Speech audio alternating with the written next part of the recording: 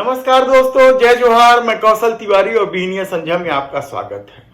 सवाल ये नहीं है कि किसकी रेवड़ी में ज्यादा मिठास है, बल्कि सवाल तो ये है कि कल 17 नवंबर को जब मध्य प्रदेश और छत्तीसगढ़ की जनता मतदान केंद्र पर पहुंचेंगे तो वे किस पर मुहर लगाएंगे, क्या कांग्रेस पर या भारतीय जनता पार्टी पर। क्योंकि जिस तरीके से इस दौर में राजनीति का स्तर पहुंच गया है वह बेहद ही हैरान कर देने वाला है।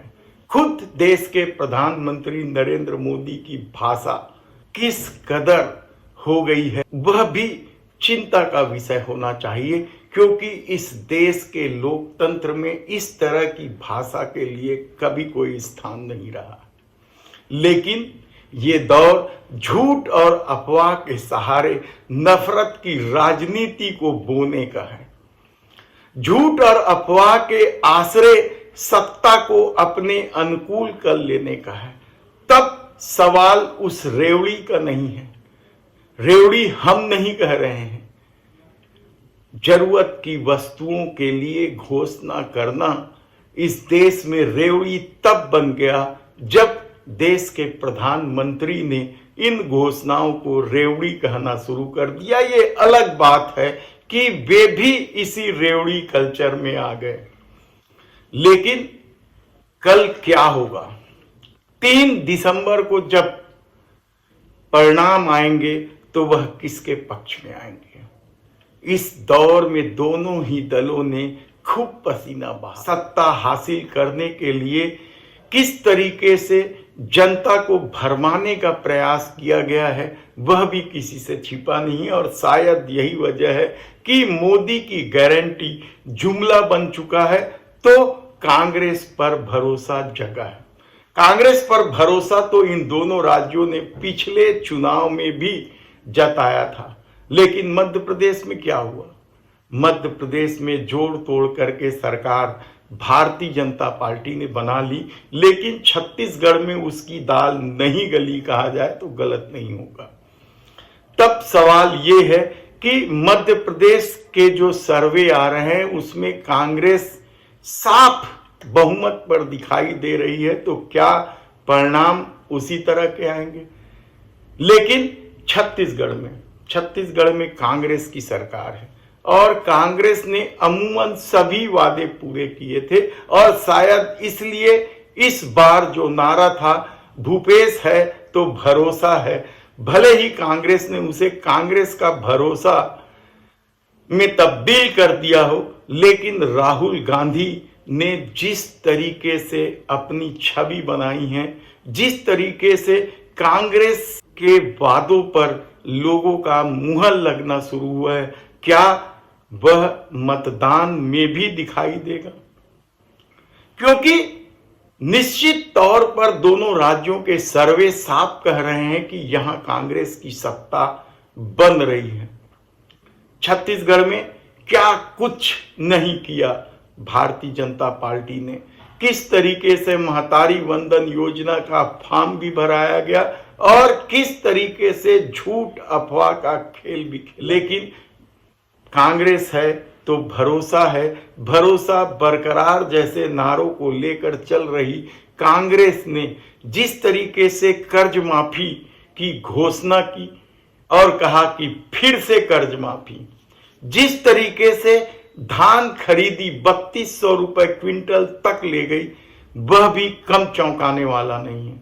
सिलेंडर में 500 रुपए की सब्सिडी, केजी से पीजी तक निःशुल्क शिक्षा और महंगाई से उबरने के लिए क्या क्या घोषणाएं नहीं की गई।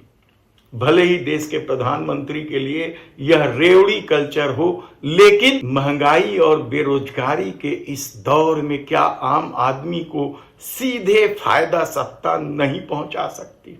यह बड़ा सवाल है। और यही सवाल मतदान में जब तब्दील होने लगा है तो भारतीय जनता पार्टी की बेचैनी बढ़ गई है। छत्तीसगढ़ में वैसे तो देश के प्रधानमंत्री नरेंद्र मोदी और गृह मंत्री अमित शाह ने खूब दौरा किया, कई सभाएं ली, लेकिन राजधानी से आखिर भारतीय जनता पार्टी की दूरी क्यों रही? केवल बड़े नेता प्रेस वार्ता तक सिमट कर रह गए। पहले तय हुआ कि नरेंद्र मोदी का रोड शो होगा, जिसे रद्द करते हुए कहा गया कि मोदी का नहीं, देश के गृह मंत्री अमित शाह का रोड शो होगा, लेकिन वह भी रद्द हो गया। क्यों? क्या भूपेश बघेल के उस वार ने मोदी शाह की चूल्हे हिला दी, जो उन्होंने बृजमोहन अग्रवाल पर किया था कि बृजमोहन अग्रवाल के सामने शब्द भी छोटा पड़ जाता है। अब बृजमोहन के सामने मतलब कोई दूसरे को गुंडा बोलना, मतलब गुंडे शब्द का अपमान करना, गुंडे शब्द का अपमान करना। बृजमोहन अग्रवाल से कौन दुर्व्यवहार कर सकता? बृजमोहन अग्रवाल के चलते नरेंद्र मोदी को क्या भूपेश का यह वार इतना बड़ा हो गया था कि मोदी का रोड शो रद्द करना पड़ा, और अमित शाह भी इसी वजह से रोड शो नहीं किए? या फिर राजधानी की चारों सीटों के सर्वे उनके सामने थे, रायपुर जिले के 7 सीटों के रिपोर्ट उनके सामने थे। पिछले चुनाव में कांग्रेस ने यहां 7 में से 6 सीटें जीती थी, और वह एक सीट जो हारी थी वह था दक्षिण। अपराजय रहने वाले बृजमोहन अग्रवाल की क्या स्थिति है, यह किसी से छिपा नहीं। सेठ तो गयो, यह नारा क्या इतना बड़ा होने लगा है? क्योंकि सेठ तो गयो का नारा पिछले बार बिलासपुर में जब चला था तो अमर अग्रवाल बुरी तरीके से चुनाव हार गए थे। तो क्या इस बार छत्तीसगढ़ की राजधानी में भी सेठ तो गयो चल रहा है? सेठ यानी मोहन सेठ ही नहीं है, राजधानी में तो मूनत सेठ के भी चर्चे खूब जोर शोर से हुए। पिछली बार उनकी बदतमीजी और गाली गलौज के जो वीडियो वायरल हुए थे, इस बार मोहन सेठ के बदतमीजी और गाली गलौज के वीडियो वायरल हुए। कांग्रेस जिस चाक चौबंद के साथ राजधानी सहित छत्तीसगढ़ को जीतने की रणनीति बना, उससे भारतीय जनता पार्टी बुरी तरीके से हिल गई है, और 24 घंटे स्वयं को प्रचार के लिए झोंक देने वाले मोदी शाह भी राजधानी में आने से इसलिए हिचक गए कि रोड शो के बाद भी यदि परिणाम उनके अनुकूल नहीं हुआ तो उसका असर लोकसभा चुनाव में पड़ेगा। हो सकता है, लेकिन राजधानी के इन दोनों कथित सेठों को लेकर जो चर्चा है वह भी कम हैरान कर देने वाला नहीं है। तिजोरी खुल जाने की चर्चा है, एक वोट के बदले 500 के 4 नोट देने की चर्चा है, कई सामग्रियां भी यहां बरामद हुई है। ऐसी परिस्थिति में क्या नरेंद्र मोदी और अमित शाह का रोड शो कैंसिल हो जाने या रद्द हो जाने की बड़ी वजह ये 2 सेठ ही थे? कहा तो यह जा रहा है कि मोदी शाह नहीं चाहते थे कि इन्हें टिकट दे, लेकिन टिकट मिल गई।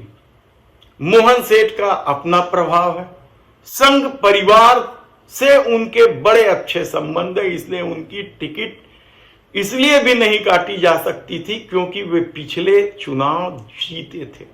लेकिन मूनत सेठ का क्या, वह तो पिछला चुनाव बुरी कदर हारे थे, लेकिन डॉक्टर रमन सिंह की वजह से उन्हें टिकट मिल गई, ऐसी चर्चा है। वे डॉक्टर रमन सिंह के संकट मोचन कहलाते थे, और जब सौदान सिंह दिल्ली में पूछे या छत्तीसगढ़ के लिए उनसे फीडबैक लिया गया, अमन सिंह जब अडानी के दरवाजे पर हैं तो फिर डॉक्टर रमन सिंह का चलना, और जब डॉक्टर रमन सिंह की चलेगी तो मूनत की टिकट कैसे कट सकती थी? लेकिन टिकट मिलना अलग बात है और चुनाव जीतना दूसरी बात है। कहा जा रहा है कि इस बार 7 सीट के परिणाम न केवल चौंकाएंगे बल्कि हैरान कर देंगे, क्योंकि कर्ज माफी, धान खरीदी, केजी से पीजी तक की शिक्षा मुक्त, सिलेंडर इस दौर में क्या हावी होने लगा। हम आपको बताएंगे कि कल मतदान के बाद किस तरह के संकेत हैं।